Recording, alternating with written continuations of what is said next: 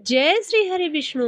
प्रिय भक्तों, आज आप श्रवण करेंगे चातुर्मास कथा अध्याय 30। कल के अध्याय में हमने अयोध्या की अलौकिक महिमा के एक और अद्भुत पहलू का श्रवण किया। हमने जाना कि किस प्रकार अयोध्या में स्थित स्वर्ग द्वार नामक तीर्थ समस्त पापों का नाश करता है और वहां मृत्यु को प्राप्त होने वाला जीव सीधे भगवान विष्णु के धाम को जाता है। हमने चंद्र सहस्त्र व्रत के महत्व और उसकी विधि को भी समझा, जिससे मनुष्य समस्त पापों से मुक्त होकर चंद्रलोक में स्थान पाता है। आज हम इसी ज्ञान को आगे बढ़ाते हुए दो अत्यंत प्रेरक वृत्तांतों का श्रवण करेंगे। एक राजा की दानवीरता की कथा, जो चातुर्मास में किए गए दान के फल को प्रत्यक्ष दर्शाती है, और दूसरा स्वयं भगवान शिव और देवी पार्वती के बीच हुआ आध्यात्मिक संवाद को, जो हमें आत्मज्ञान और निराकार ब्रह्म की उपासना का गूढ़ रहस्य बताता है। बोलिए सरस्वती महारानी की जय। प्रथम पूज्य गणेश भगवान की जय। भगवान लक्ष्मी नारायण की जय। सूत जी ने ऋषियों को संबोधित करते हुए कहा, हे महामुनियों, अयोध्या में ही एक बार प्रतापी और दयालु राजा राज्य करते थे। उनके महल में एक विशाल दान घर बना हुआ था, जहां राजा प्रतिदिन भोजन करने से पूर्व गरीबों में असहाय योग्य पंडितों और अपनी प्रजा के लोगों को दान दिया करते थे। जो कोई जिस वस्तु का दान मांगता था, राजा उसे सहर्ष वही दान देते थे। एक बार की बात है, चातुर्मास का पवित्र महीना चल रहा था। राजा राजगद्दी पर बैठे बैठे सोचने लगे कि मैंने जीवन में ऐसी कोई वस्तु नहीं है जो दान में न दी हो, फिर भी मुझे वह सच्ची संतुष्टि प्राप्त नहीं हो रही है।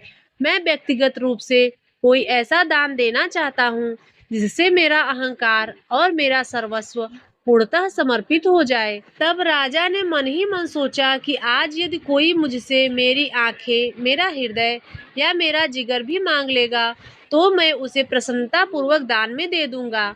आज दानघर में जो भी व्यक्ति जिस वस्तु की मांग करेगा, मैं उसे वही दान में दूंगा।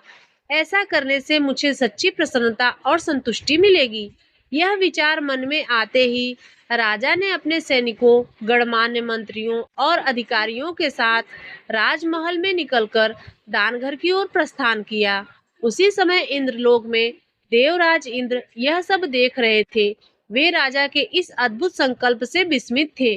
उन्होंने सोचा, यह राजा अपनी आंखें भी दान में देना चाहता है, मुझे इसकी परीक्षा अवश्य लेनी चाहिए। तब इंद्रदेव ने एक बूढ़े और अंधे ब्राह्मण का वेश धारण किया और राजा के दान घर में जा पहुंचे। उन्होंने राजा को अभिवादन किया।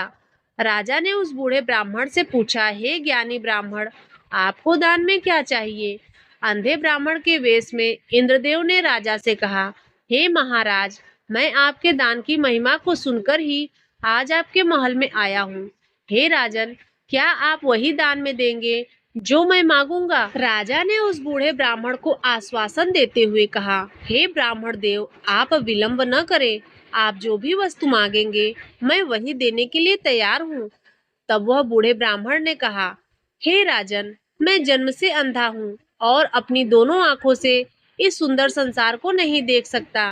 क्या आप मुझे अपनी एक आंख दान में दे देंगे, ताकि मैं मरने से पहले इस खूबसूरत दुनिया को देख सकूं? राजा ने मन ही मन में सोचा कि आज मेरी वर्षों की पुरानी इच्छा पूरी होने जा रही है। उन्होंने प्रसन्न होकर कहा, हे ब्राह्मण देव, आज आपने मेरे मन की बात कह दी। राजा ने तुरंत अपने राजवैद्य को बुलाया और अपनी मन की बात बताई। राजवैद्य ने राजा की आंख में कुछ चूर्ण जैसा डाला, जिससे राजा को असहनीय पीड़ा होने लगी और उसकी आंख बाहर की ओर निकल आई। राजवैद्य ने दुखी मन से राजा से कहा, हे महाराज, कृपया एक बार फिर से विचार कर लीजिए। मैं अभी भी आपकी आंख को वापस ठीक कर सकता हूँ। तब राजा ने राजवैद्य से कहा, हे राजवैद्य, आप देर न करें। आप मेरी इस आंख को निकालकर इस ब्राह्मण की आंख में लगा दीजिए।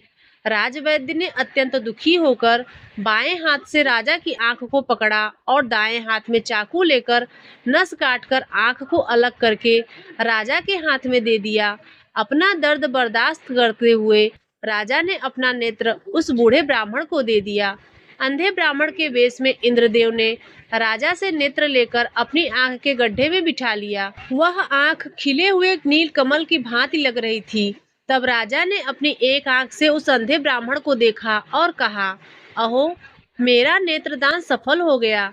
उसके बाद उसने अपना दूसरा नेत्र भी ब्राह्मण को दे दिया। दोनों आंखें पाकर अंधा ब्राह्मण बहुत खुश हुआ और महल से चला गया। राजमहल में उपस्थित सभी लोगों को इस महान दान को देखकर बहुत दुख हुआ। इस महान दान के पुण्य से राजा शीघ्र ही स्वस्थ होने लगे।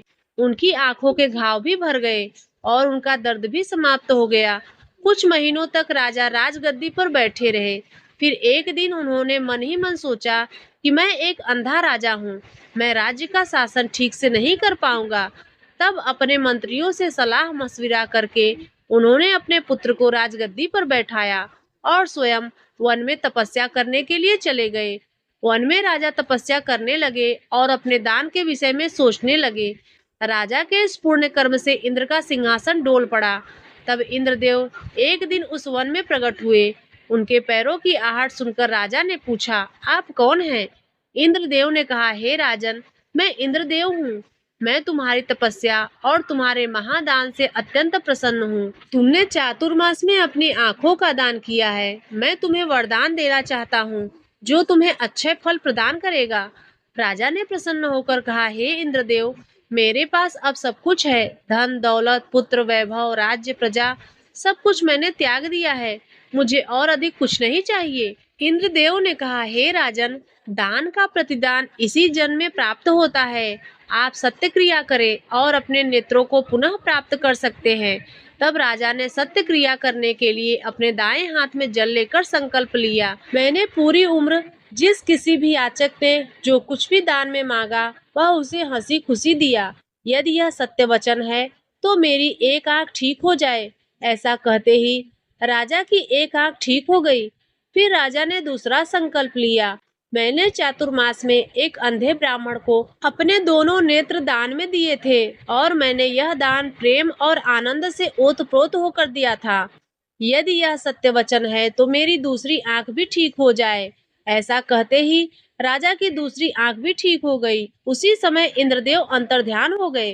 राजा को दोनों आंखें वापस मिल गई। यह खबर पूरी नगरी में आग की तरह फैल गई।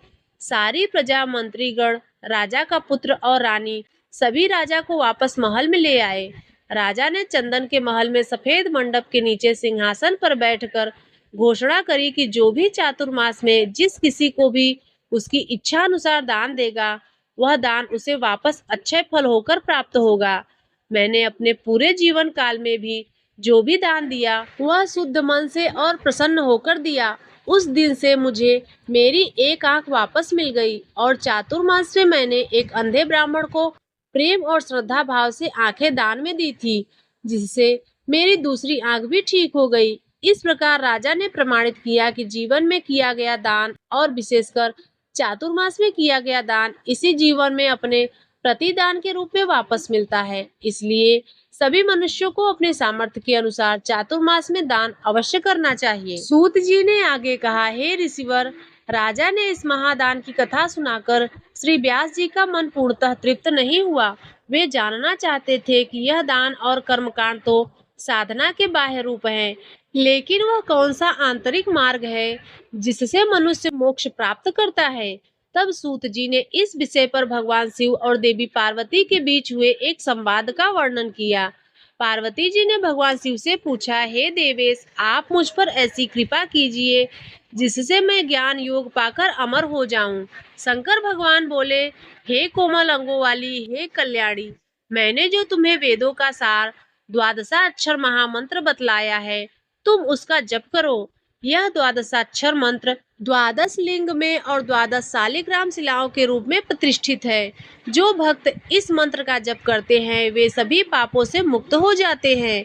यह मंत्र ही उस निराकार ब्रह्म का आधार है और समस्त ब्रह्मांड को सिद्धियां देने वाला है।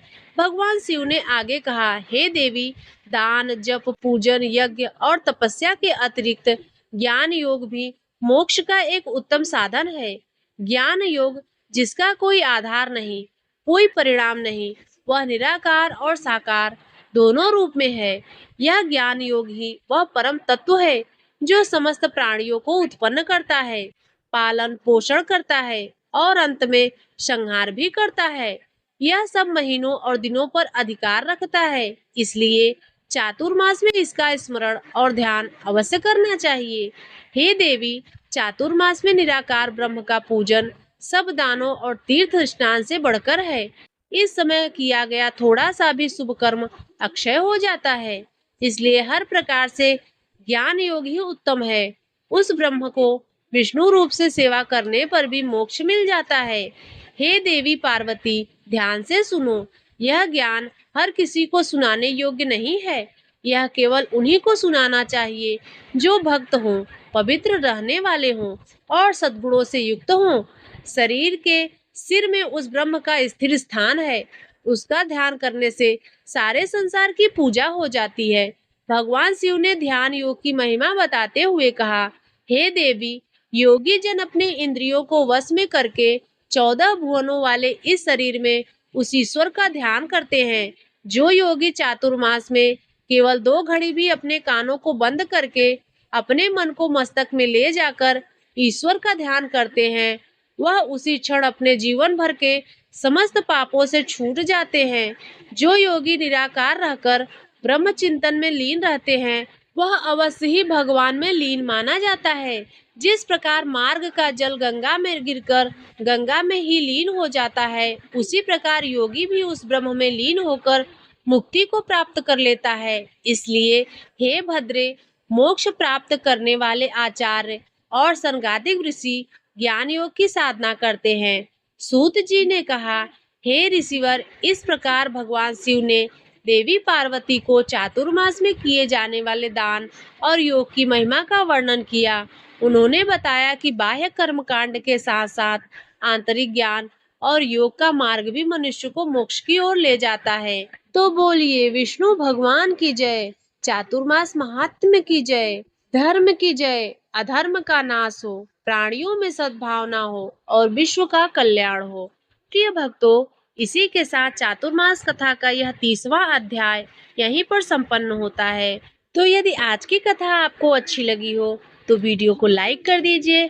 चैनल पर पहली बार आए हो तो सब्सक्राइब कर लीजिए और कमेंट में जय श्री हरि विष्णु अवश्य लिखिए।